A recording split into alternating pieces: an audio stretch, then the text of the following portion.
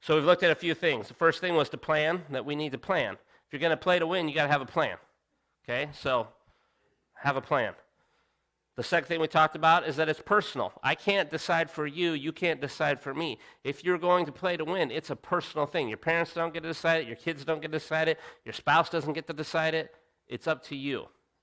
Last week we talked about being passionate. We talked about 4 guys from the Bible. We talked about our passionate being unwavering. We talked about our passion being undignified, unashamed, and unable not to share the love of Christ. Okay, so today we're continuing on. Today we're going to talk about perseverance. I like perseverance because perseverance basically means to persist in anything undertaken, to maintain purpose in spite of difficulty, obstacles, or discouragement, to continue steadfastly. Perseverance just means you finish what you started, okay? How many are good at that? Okay, nobody is good at finishing what they started. Excellent. I used to, I have a lot of sports analogies, and when I was young, I was not good at sports. I don't know why I played so many sports. I think it was just to get out of my house, probably. But I ran track when I was in 7th and 8th grade. Now, if you are a track person, then you know if you're good at something, they put you in an event. Like, if you can jump really high, they put you like in a high jump. If you can jump far, they put you in the long jump. If you're fast, then you run sprints, right? If you can throw things, that you're like shot put or discus. They didn't have javelin because you should not give 13, 14-year-olds a spear, which makes total sense to me. Then if you're just on the team, you run things like the 1,500, okay? Yeah, 1,500 runners out there. Anybody else? Yeah, it was awesome, right? That's basically, it's so dumb too, because basically like 1,600 is a mile. But we're not going to make you run a whole mile. 1,500. You get like a whole 100 yards. You don't have to run that one. Like, thanks. Here's the deal. I came in last every time. The more I start talking about these sports analogies, like, man, Dale, you're one pathetic loser. Yes, I was. All right. I came in last. I seriously came in last every time. And I just kept running. I just never stopped. It was so dumb. I hate running. You can probably imagine now why I hate running. I don't know why I kept doing it. I mean, after 7th grade, you would have thought, like, man, this guy should never come back. But I came back and ran some more. Every time, came in dead last. Seriously. Then they made me run like the 800 because that was going to be better. I never dead last every time. 2 years straight, coming in last every time. Does anybody feel sorry for me yet? Okay, don't. I did it to myself. Anyways, the thing was, I never stopped. I never gave up. Like, I'm at the race, I'm looking at all these guys, and you know, a lot of them, you're in junior high or whatever, and you're going to race the same people over and over. And I see these guys, and I'm looking down, I'm like, that guy's going to win, that guy's getting second, that guy's probably getting third, this guy's getting last. But I ran the whole time. I never stopped. I didn't start walking. I didn't just like, sometimes I thought about it, like get around the first corner and you're coming in the home stretch, and like everybody's like on the second lap almost, right? Just thinking about like, you know, pulling off to the side or something. Or faking an injury. I thought of that too. I pulled a hammy. I didn't know what a hammy was, so I couldn't do that. Whole point being, I just kept going. And I think that helped me in life because I persevered. If I started it, I thought I should probably finish it. You know, and I think if we had that mentality in life, things would go a lot better. But in our lives, like right now, we can't hardly finish anything. We start stuff all the time and don't finish. Sometimes people are starting stuff like every other day. It's like, what about this, right? What about this thing that you said you were going to do initially way back here? What happened to this? You got 52 other things now that you've started. What about this? Because we don't persevere, right? We lack perseverance a lot, but we don't have to. You can make the choice to be somebody who perseveres.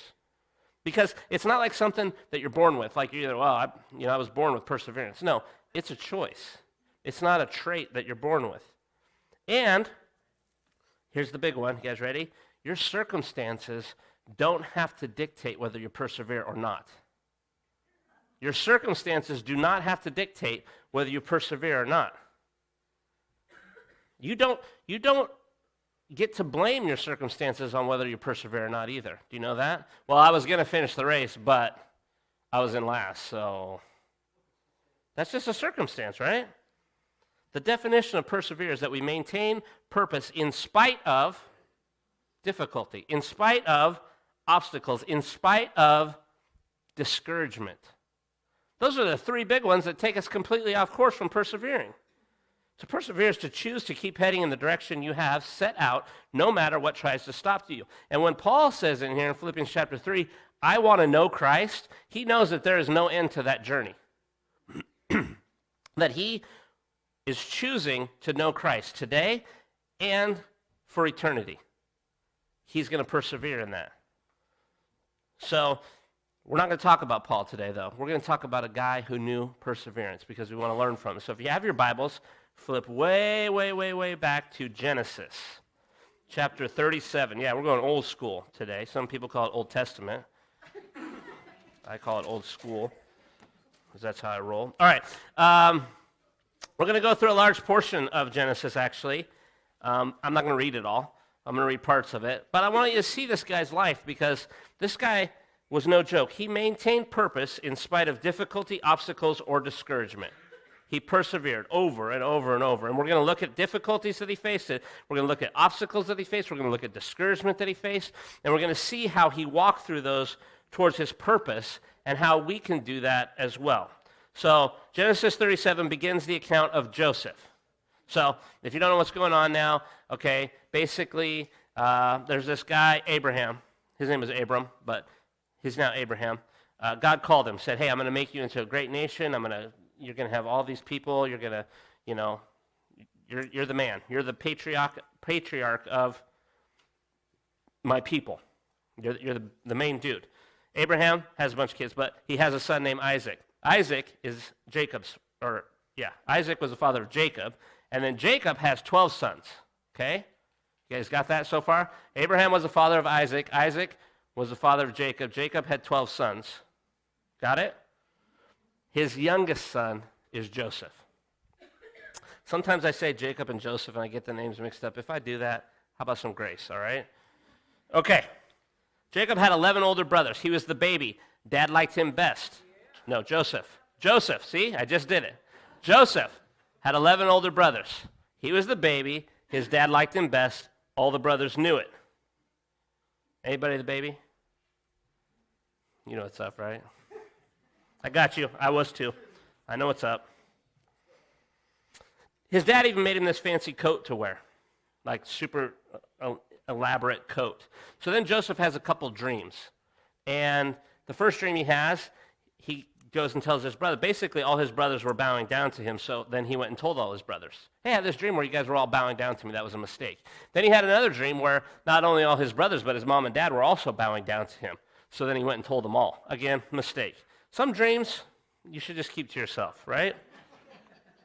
A little bit after that, Joseph's dad, Jacob, sent him out to check on his brothers who had taken the flocks out to eat, and that's where we're going to pick it up. Genesis chapter 37, starting in verse 17. He was looking for the flocks, and he says, hey, I'm looking for my brothers. Can you tell me where they're grazing their flocks? They have moved on from here, the man answered. I heard them say, let's go to Dothan. So Joseph went after his brothers and found them near Dothan. But before he reached them, they plotted to kill him. Here comes that dreamer, they said to each other. Come now, let's kill him and throw him into one of these cisterns and say that a ferocious animal devoured him. Then we'll see what comes of his dreams. When Reuben heard this, he tried to rescue him from their hands. Let's not take his life, he said. Don't shed any blood. Throw him into this cistern here in the wilderness, but don't lay a hand on him. Reuben said this to rescue him from them and take him back to his father. So when Joseph came to his brothers, they stripped him of his robe, the ornate robe he was wearing, and they took him and threw him in a cistern. The cistern was empty. There was no water in it. As they sat down to eat their meal, which is just so jacked up, like, hey, we just threw our brother in a hole. Hey, let's have some dinner. Okay, sorry. They looked up and saw a caravan of Ishmaelites coming from Gilead. Their camels were loaded with spices, balm, and myrrh, and they were on their way to take them down to Egypt. Judah said to his brothers, what will we gain if we kill our brother and cover up his blood? Come, let's sell him to the Ishmaelites and not lay our hands on him. After all, he is our brother. our own flesh and blood. Come on, right? His other brothers agreed. So when the Midianite merchants came by, his brothers pulled Joseph up out of the cistern and sold him for 20 shekels of silver to the Ishmaelites, who took him to Egypt. Okay, the first thing that you're going to face when you make the choice to persevere, because if you're going to choose to persevere, these are things you're going to face. This is legit, all right? It's non-negotiable. The first thing you're going to face is attack. Attack. Number one, Joseph was attacked by his brothers. Why was he attacked by his brothers? Because he deserved it? I don't think so. Because they were acting in self-defense? No. Because they didn't like him. His brothers attacked him because they didn't like him. He was the youngest, he was the baby, he got the attention, he had a fancy coat, and then he had some dreams. And so they attacked him. I know I had 3 older sisters. Sometimes they would just randomly attack me. I promise I did nothing to deserve it.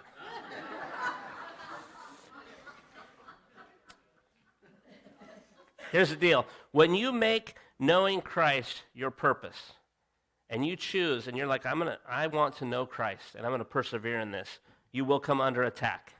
And it might be some older siblings, just saying. More likely than not, it's not the people that are going to attack you. People are going to attack you, but I don't think it's even the people when the people attack you. It is the enemy of our soul. He is going to attack, okay? Because what you have to remember is that even though it was Joseph's siblings that did this, it was really the enemy that was doing this, right? Because the Bible says our battle's not against flesh and blood. Our battle's in the spiritual realm.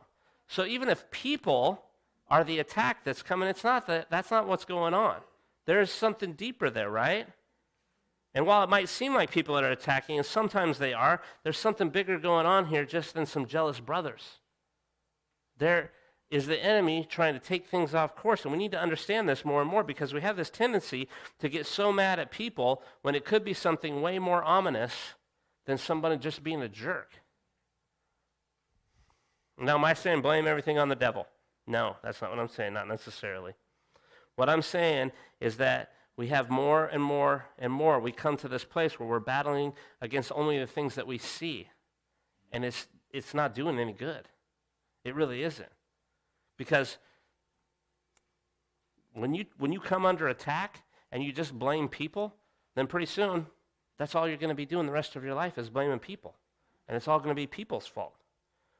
And it might not just be people. It might be a sickness that comes out. Oh, well, I just got sick. Sometimes I just got sick. Or you might be under attack. It might be busyness, right? I'm just so busy. Or your enemy is trying to keep you from doing what it is he wants you to do, so he puts all this stuff in front of you to keep you busy so you can't do the things that God wants you to do. Or it's distractions, right? Anybody go to read their Bible and then have 7,000 distractions happen? Or go to pray and have all these distractions going on? You start thinking all kinds of crazy thoughts, and then you're like, wait a second, how do I even get to that? How do I even get to that crazy thought out here about horses? Now I got to come back to I'm trying to talk to God. That's another story for another time. One time, it wasn't a dream. One time I was praying. It was real early in the morning, like 5 o'clock in the morning with some guys. And it was a time in our lives where we were up late the night before doing stuff. And then I was tired, you guys. I was tired. And so we were praying, and I was sitting there, and I was praying out loud in front of a group of guys. And the next thing I know, I was like, horses. And I was like, oh, my gosh, I was just asleep praying. Like I have fallen asleep. And I had no idea where the horses came from. And I was like, you know what I'm talking about? Okay. Do you ever wake up like, sometimes I wake up and Rebecca's talking to me. And I hear something like, what about the elephants, Dale? And then I wake up and I'm like, oh, I was just talking in my sleep, saying something stupid, and she's over there laughing. That's kind of what this was like, right? Horses. Okay, anyways. Worry, right? You're bound up by worry. That could be an attack, just the enemy trying to get stuff in your head, right? Stress.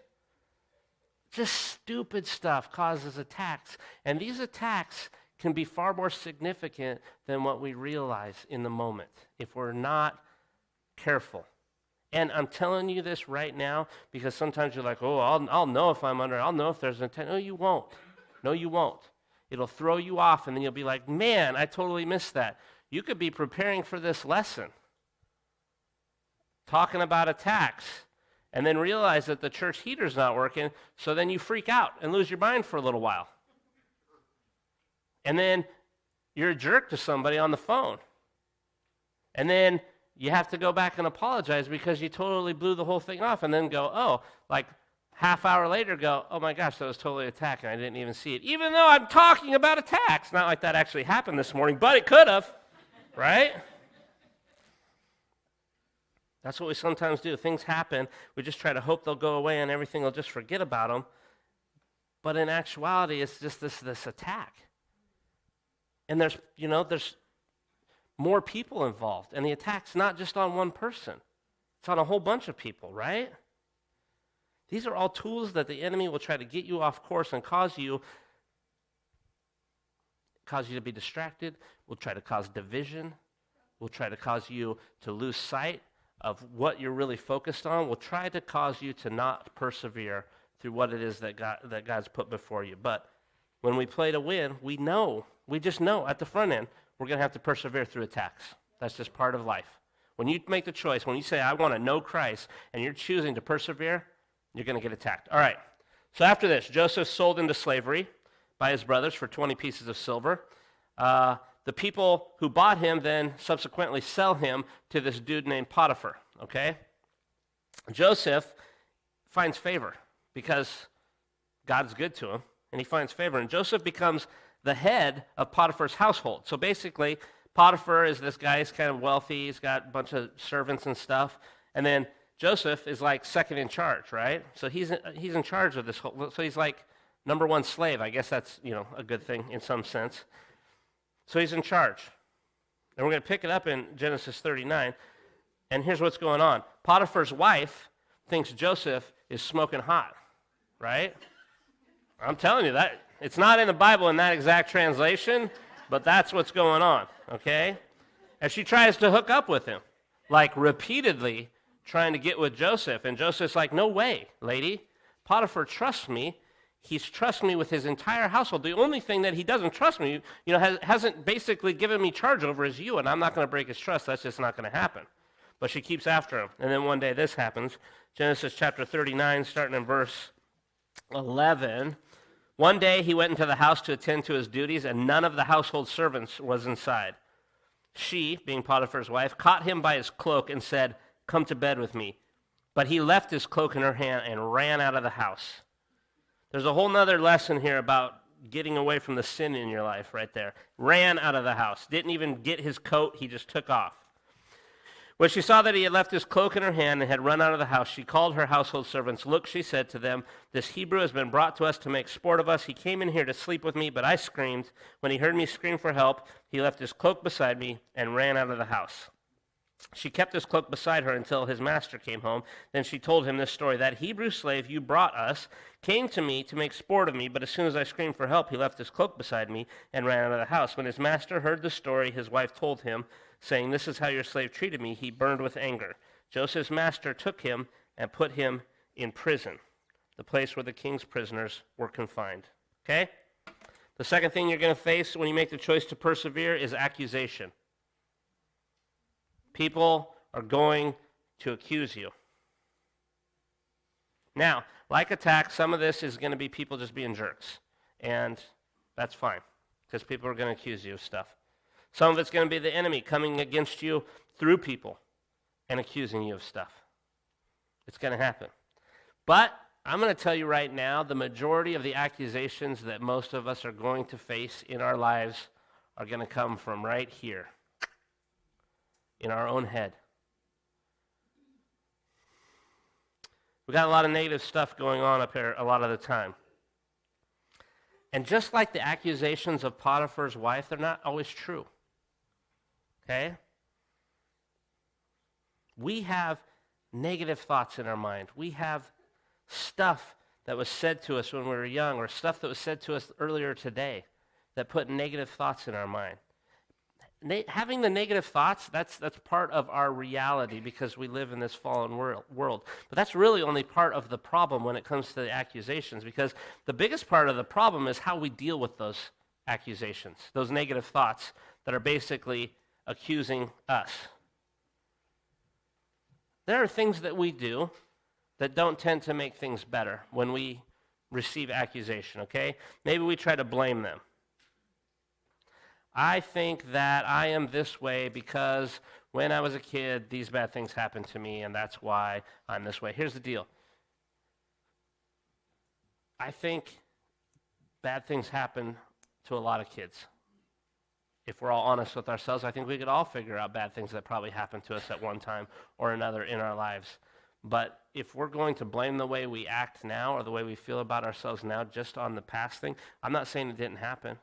I'm not saying it wasn't real. I'm not saying it wasn't hurtful or even extremely detrimental. I'm just saying it's up to us to choose if we're going to allow that negative thing to continue to affect the way we live our lives today or not. That accusation that's in us, that, yes, this bad thing happened, but that doesn't make you who you are. You know what I'm saying? Or we look to accuse others. Well, the only reason why I'm this way is because this person did this to me when I was this old. Right? The only reason why I think this way is because this person said these things to me when I was younger. Here's the deal, okay? I grew up with a dad who used to say stuff to me all the time that was like so negative. Like, I think back now and I'm like, man, I should be way more messed up than I really am right now. You know what I'm saying? One of my favorites, and this thing's that stuck with me. Don't ever say this to your kids, by the way, because it's just not right. One of my favorites, I would say, man, I got a headache. And my dad would say, no, that's a muscle spasm. You have to have a brain to have a headache. I know. Now you should feel sorry for me. No, don't feel sorry for me, right? The thing is if I keep that in there, I mean, it's always in there, but if I start listening to that and that becomes my reality, that's just me accusing myself of something that's not actually true, right? Because I know God gave me a brain. Sometimes I even use it, right? So there's the accusation. Sometimes we defend, right? Why we think, though, I think this way because this thing happened. I think this, blame, accusation, defend. Sometimes we just think that's the way it is. This is the way it's always going to be. This is my brain. I can't get this shut down. It's just always telling me these negative things. That's how we deal with some of this stuff, these accusations that are going on in there. That's how we deal with it. Look at how Joseph dealt with the accusation that came against him. You know what he did? Nothing. He didn't do anything. It wasn't true. He didn't have to try to fight for himself. He didn't have to try to prove himself right. He didn't do anything. The accusations came. They negatively impacted his life. He was thrown into prison because of the accusation. And then he had a pity party for himself and, oh my gosh, I can't believe that I'm in prison right now. He was probably grateful because technically the penalty for what he was accused of was death. So the fact that he just went to prison, he was probably somewhat grateful for. Here's the deal. He didn't even acknowledge it. He didn't even acknowledge what happened to him. He didn't freak out or anything. The accusations are going to come. People are going to accuse you of stuff. Some of it might be true. Some of it might be false. The enemy is going to accuse you of stuff in your mind, probably based on some tiny bit of truth, because that's how the enemy likes to operate. He likes to accuse you based on just this little bit of truth that he can pull out, so you think, oh, because if he accused you of something that was completely off base, then he'd be like, that's totally the enemy, but just a little bit of truth, he'll use it. Jacob says no. He just moves on. Here's the deal. What does God say about you? Because those are the things that you should be thinking of, right? When the enemy's like, you're not loved, you're never going to amount to anything, you're worthless, you're worth nothing, you're nobody, what does God say? He says, oh, wait a second, I love you so much that you're worth my son dying in your place. You are a dearly loved child of God. You are a royal priesthood, a holy nation, a people belonging to God, right? See, Jacob knew who he was, and he knew who God was, so he didn't have to succumb to the accusations, and neither do we. Whether they come from outward or inward, we don't have to listen to those, okay? We play to win. We will know that we have to persevere through the accusations, but we will also know we don't have to listen to them. All right, so then Joseph gets thrown into prison. What happens in prison? Well, he gets put in charge because God's for him and God is taking care of him. So the jailer is like, man, this guy's legit, puts him in charge of all the prisoners. So he went from number one slave to number one prisoner. I don't know if that's a promotion or not. I don't know how that works, right? So he's in prison, and these two dudes come down, these two dudes that worked for Pharaoh. One of them's a cupbearer, one of them's a baker. They have a couple of dreams, and Joseph interprets the dreams. And to the baker, he says, hey, here's what your dream means. In 3 days, you're going to get your head cut off. Which I'd be like, that's why you don't tell people your dreams, all right? The cupbearer tells him his dream, and Joseph says, hey, in 3 days, you're going to get your old job back, restored back to the cupbearer to Pharaoh. Hey, but when you do this, when this happens, okay, you just had a dream, you brought it to me, I interpreted the dream, I'm telling you what's going to happen. When it happens, I just got one thing, just remember me down here in prison, okay? You do that for me? Cupbearer's like, oh, totally do that for you, right? The third thing that you're going to face, oh wait, let's read. Genesis chapter 40, I almost skipped it. Starting in verse 20. Now the third day was Pharaoh's birthday, and he gave a feast for all his officials. He lifted up the heads of the chief cupbearer and the chief baker in the presence of the officials. He restored the chief cupbearer to his position so that he once again put the cup into Pharaoh's hand. But he impaled the chief baker, just as Joseph had said to him in his interpretation. The chief cupbearer, however, did not remember Joseph. He forgot him. That's what it says in the Bible, right? The third thing that you're going to face when you make the choice to persevere is abandonment. Aren't these good things you're going to face? You're like, I'm going to choose to persevere. Attack, accusations, abandonment. All good stuff coming at you. There's 2 more. It's going to be amazing. All right?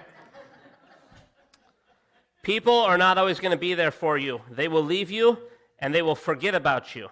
And it will be because of their own self-interest. That's the truth.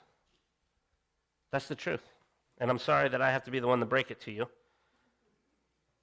And here's the deal. When Joseph gets abandoned, it's not just for a minute, right? It's not like the cupbearer got all caught up in Pharaoh's birthday and he was like, oh, I got a present for you. It's a cup. You know, what else would a cupbearer get, right? Anyways. And then like the next day he was like, oh, that's right. I forgot about Joseph. I got to go talk to the Pharaoh about Joseph. 2 years. 2 years. 2 years. What is up with that? I spent some time thinking about this because this really started freaking me out, all right? Because I'm sure that after that, the cupbearer was like talking to people, right? Like he was out on the street with his buddies and he was talking about his time in the pen, right? Maybe he was showing off some prison tats and stuff, like, what's up? It never came back like, hey, man, how was your time in the pen? It was great. Well, how'd you get out? No, I don't remember. Right? Well, he never thought about it again, ever in 2 years. He didn't think of how grateful he was that Joseph interpreted his dream and he got out? Not once? I'm not trying to be a downer here, but there's only one who ever completely put his own self-interest aside for the good of others. There's only one that did that perfectly, and that was Jesus. Now, am I saying don't trust anybody? Yes. No, that's not what I'm saying. Not what I'm saying. I'm not saying don't trust anyone. I'm saying trust Jesus wholeheartedly. Because then even when people break your trust, it's not going to take you off course. It's not going to throw you for a loop. It's not going to freak you out. It's like, oh, that's right. There's only one that I can trust completely.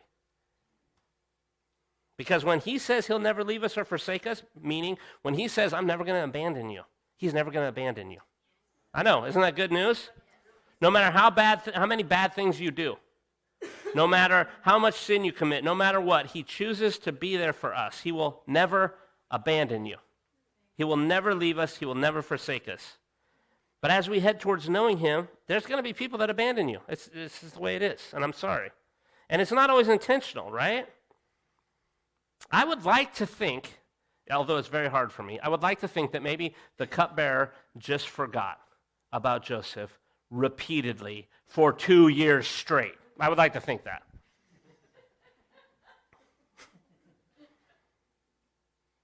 And then Joseph's response to this too. This is kind of part of this. When people abandon you, how should you respond to them? Right? Pharaoh has a dream 2 years later. The cupbearer's like, oh, I know this dude. Dang it, whoops. Shoot. I know this dude that interpreted a dream for me in prison a couple years ago that got me out of prison and killed the baker. Yeah, he was good at it, and yeah, slipped my mind. So they bring Joseph up, and he interprets the dream for Pharaoh. Here's the deal. If I'm Joseph, and I'm walking up there, right? Because they bring him up, they bathe him and get him ready to go before Pharaoh, and I'm walking up and say, Pharaoh's over there. You know the cupbearer's in the room, or the cupbearer's in the room somewhere, right? I'd be like,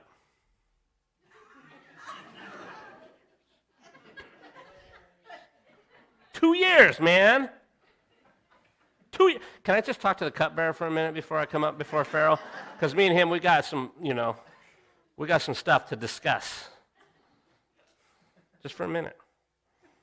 Joseph moves on, right? Joseph goes up, just moves on. He's abandoned, but he doesn't hold that against him. Doesn't even say he's mad at him or upset with him, or doesn't even say that he doesn't say anything, right? So when we play to win, know that you're going to have to persevere through abandonment, because it's going to happen, because people are imperfect. It's the way it is, okay? So the dream Pharaoh has is about a famine that's going to take over the land. And Pharaoh's like, what should we do? And Joseph's like, here's what you should do. And Pharaoh's like, wow, that's an excellent plan. I wonder who should be in charge of this plan. Oh, I have an idea. Not the cupbearer, because he can't even remember something for one day. He doesn't say that. I just added that in. All right. He says, Joseph should be in charge of this plan because Joseph was able to interpret the dream. Joseph, you are now second in command of all of Egypt. Okay, that's definitely a bump in pay there. From, second in command, or first command of slaves, first command of prisoners, to second in command of Egypt. You definitely got a pay raise there, all right? And then he says, implement your plan. The fourth thing that we're going to face when we make the choice to persevere, is write down the word assignment. And this one is probably one that you're going to be like, what? Here's the deal. Joseph's plan. Joseph interprets the dream, and the dream says this. There's going to be 7 years of abundance. Man, crops are going to be awesome. We're going to have grain coming out of our ears. And then, after that, there's going to be 7 years of famine, and it is going to be a bad famine, okay? So the plan is, in the 7 years of abundance, we're going to collect up a bunch of grain, and we're going to store it, and in the 7 years of famine, we'll distribute it, and then it'll be fine, okay? It says they had gathered in the 7 years of abundance, they had gathered so much grain that it says, like the sand of the sea. Like it says, they just stopped keeping records. They couldn't even keep track of how much grain they had. That's how much he did for 7 years. 7 years. 7 years. You know what Joseph did? He stored grain. And he got up tomorrow, and you know what he did? He stored grain. And the next day, stored grain. And every day for 7 years, he stored grain. You get what I'm saying? I work at another job.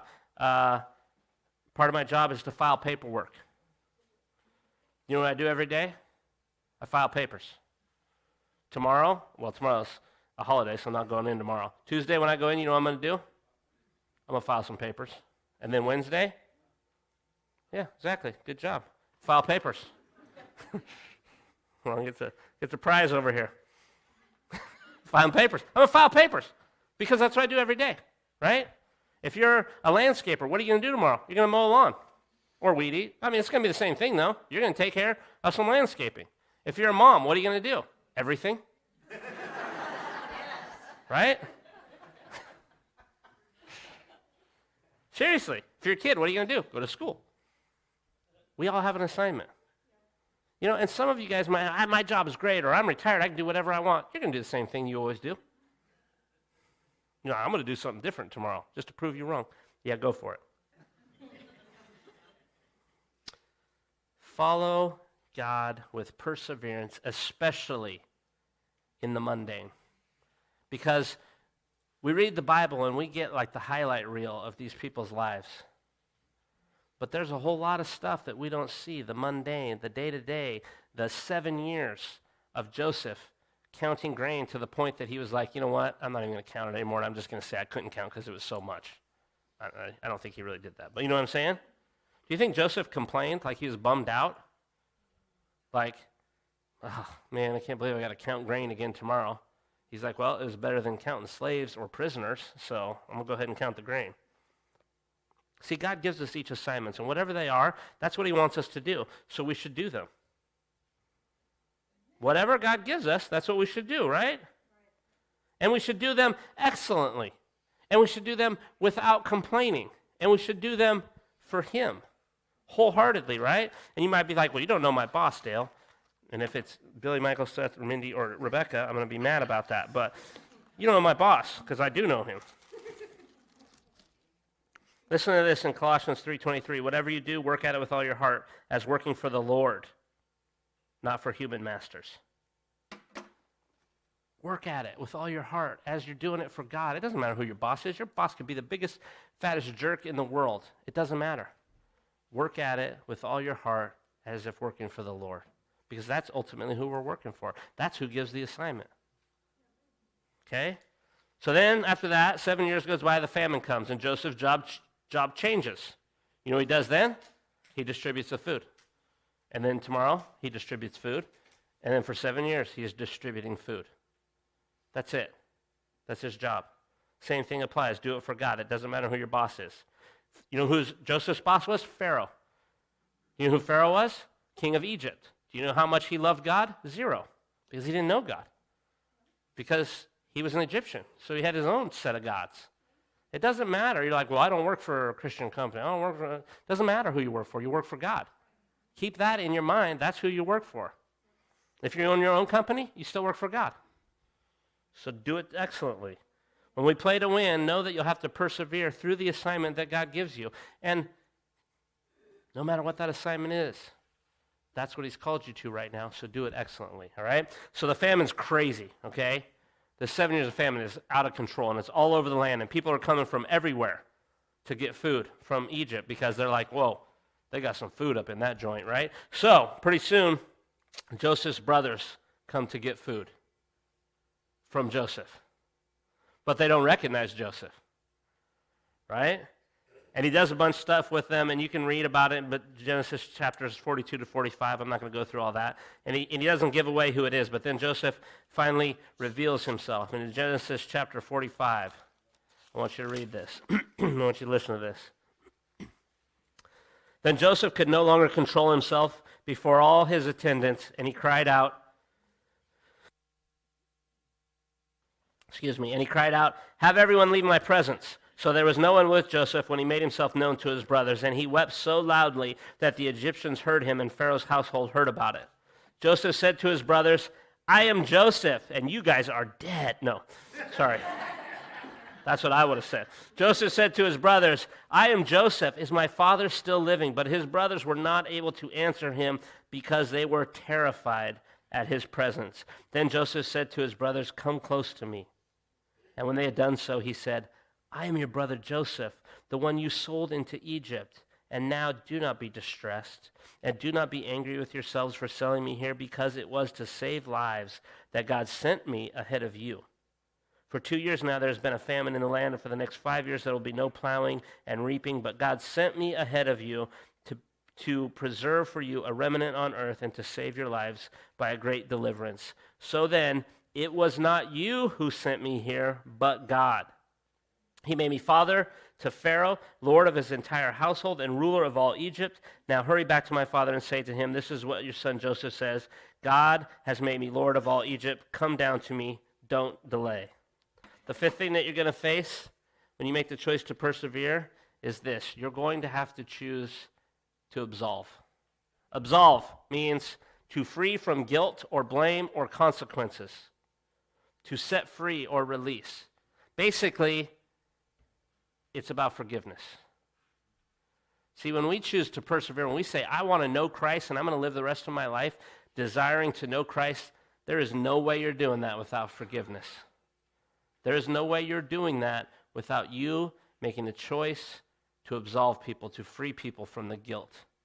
To free them from the guilt that they may have actually done. The things that they may actually have done to you, you're going to have to forgive. Joseph is seriously like one of the most legit dudes in the Bible, in my opinion, okay? This is not the way I would have handled things at all with the brothers. You know what I'm talking about? I would have been like, you guys, I'm going to go there in a minute. Never mind. All right. Joseph actually had the right to hold stuff against him, right? They sold him into slavery. Would you? I mean, if this story had been a little bit different, like I wouldn't have blamed Joseph. I wouldn't have been mad at him, right? I think we'd have liked it better if Joseph had actually been a big jerk to him, right? Like, hey guys, it's Joseph, your brother. Do you know how big you owe me right now, right? Do you even have any idea, right? Like every time they got into an argument later on, like, Joseph, why'd you do this? It's like, really? Do you want to bring that up right now? Do you not remember? I saved you? Like for the rest of their lives, holding it over them. But that's not Joseph, right? He releases them. He absolves them. He even goes so far as to say what they did was because God was sending Joseph ahead for them. Think about this. Goes out to check on the brothers. They attack him and throw him into a pit. They bring him out and sell him as a slave. He works for Potiphar. He's wrongly accused and thrown into jail. He helps out a fellow inmate, asks him to remember him, and is swiftly abandoned by him. Then has an assignment that he probably didn't really want at the beginning of his life, right? He probably wanted to be a shepherd or something, but all of a sudden now he's in charge of Egypt and dealing with all this grain and stuff.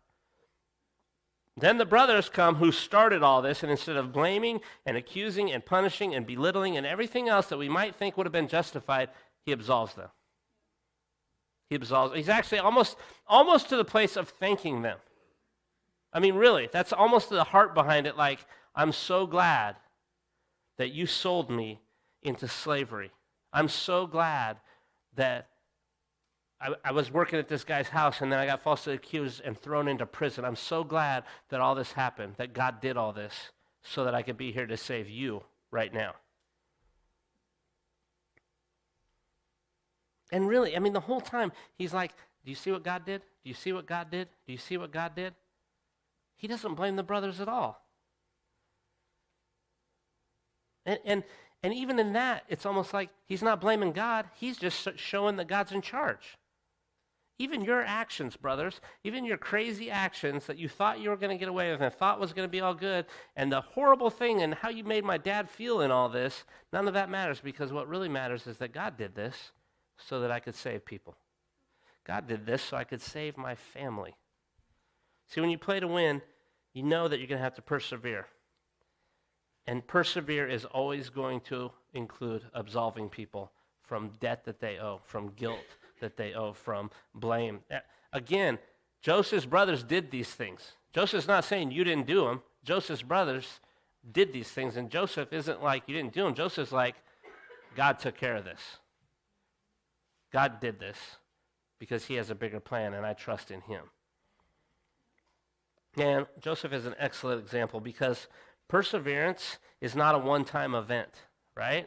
It's not about maintaining. It's about maintaining. It's about continuing on. It's about always going forward through the things that get in our way, through the attacks and the accusations and the abandonment, and through the mundane assignment that you have, and concludes and actually runs throughout all of this that we absolve others instead of accusing others, instead of attacking others, instead of abandoning others. Instead of doing all those things that we know is going to happen to us, we make the choice to actually absolve them instead. That's what persevering is all about. Forgiving just as Christ forgave us. And when we choose to play to win, we're choosing to persevere. Let's pray. God, you're good to us. I thank you for this day. And I thank you that you call us to this perseverance. You call us to be those who make the choice to follow you. Not just today, not just this minute, but we make the choice to follow you every step of the way. And we also know, God, that we're going to trip on this journey. We're going to fall down. We're going to make mistakes. We're going to do dumb stuff. But God, we also know that you love us, that you're not going to forsake us, you're not going to leave us, that when we turn to you, when we cry out to you, when we lay our stuff before you and say, God, I messed this up, you're right there to pick us up and to help us along. God, I pray that we would see things that have happened in our life, not just as all of this bad stuff that happened, but God, that we would look at where we're at right now and say, okay, God, you've brought me here. All this stuff in my life has happened, yes. Some of it's bad, yes, but you brought me here. And you're calling me to yourself, and I want to persevere. So I'm going to look forward, not behind. I'm going to choose to keep my eyes fixed on you, straining toward what is ahead and forgetting what is behind, to press on, to take hold of that which you have called me to. God, thank you. Thank you that you call us to perseverance. I pray that we would be those who do it excellently. In Jesus' name, amen.